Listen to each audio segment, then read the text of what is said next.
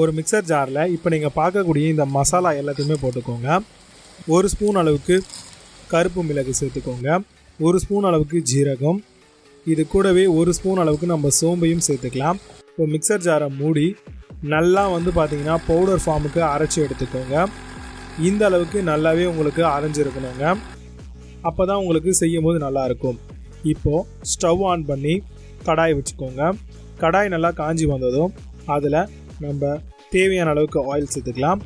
இப்போது ஆயில் காஞ்சதும் 1 ஸ்பூன் அளவுக்கு சோம்பு சேர்த்துக்கோங்க, 2 கொத்து அளவுக்கு கருவேப்பிலை சேர்த்துக்கோங்க. கருவேப்பிலை நல்லா பொரிஞ்சு வந்தவுடனே 3 வெங்காயத்தை சின்ன வாக்கில் நறுக்கி அதையும் அந்த எண்ணெயிலேயே சேர்த்துக்கோங்க. சேர்த்துட்டு எல்லாத்தையும் நல்லா வதக்குங்க. நல்லா வதங்கி வரும்பொழுதே நம்ம இஞ்சி பூண்டு பேஸ்ட் ஒரு பெரிய ஸ்பூன் அளவுக்கு சேர்த்துக்கலாம், டேபிள் ஸ்பூன் அளவுக்கு சேர்த்துக்கோங்க. இது எல்லாம் நல்லா பச்சை வாசனை போனோடனே வதங்கி வரும்பொழுதே நம்ம இது கூடவே 2 தக்காளியை நல்லா நறுக்கி அதையும் நம்ம இது கூடவே சேர்த்துக்கலாம். எண்ணெயிலேயே எல்லாம் நல்லா குழஞ்சி வதங்கி வரணும். இதெல்லாம் நல்லா வதங்கிறதுக்கு நம்ம இப்போ தேவையான அளவுக்கு உப்பு கொஞ்சமாக சேர்த்துக்கலாம். சேர்த்துட்டோம் அப்படின்னா ரொம்பவே ஃபாஸ்ட்டாக குயிக்காகவும் நம்மளுக்கு வதங்கி வரும். இப்போ நல்லா வதங்கின உடனே எண்ணெய் பிரிஞ்சு வந்தோடனே 1 ஸ்பூன் அளவுக்கு தனி மிளகாய் தூள், 1 ஸ்பூன் அளவுக்கு நம்ம தனியா பவுடர் சேர்த்துக்கலாம், 1/4 ஸ்பூன் அளவுக்கு மஞ்சள் தூள் சேர்த்துக்கோங்க. இப்போ உப்பு எவ்வளோ வேணுமோ அதுக்கேற்ற மாதிரி அட்ஜஸ்ட் பண்ணி சேர்த்துக்கோங்க. சேர்த்துட்டு எல்லாத்தையும் நல்லா ஒரு சேர குழைய வதக்கி விடுங்க. நல்லா உங்களுக்கு வதங்கி வரட்டும். இந்த டைமில் நம்ம சோயா பார்த்திங்கன்னா 4 பங்காக கட் பண்ணி சேர்த்துலாம்.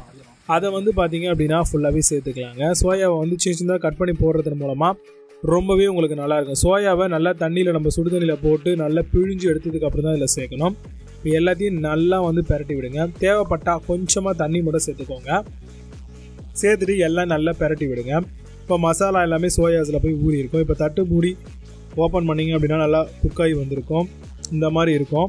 இப்போ இந்த டைமில் பார்த்திங்க அப்படின்னா நல்லா கம்ப்ளீட்டாக நம்ம இதை கிளறி விட்டதுக்கப்புறம் இதில் பார்த்திங்க அப்படின்னா நம்ம அரைச்சி வச்சுருந்த அந்த ஸ்பெஷல் மசாலாவை மேலாப்பில் தூவி விட்டுருங்க. ஃபுல்லாக நல்லா தூவி விட்ட உடனே இதை பார்த்திங்கன்னா நல்லா ஒரு சேர மிக்ஸ் பண்ணி விடுங்க.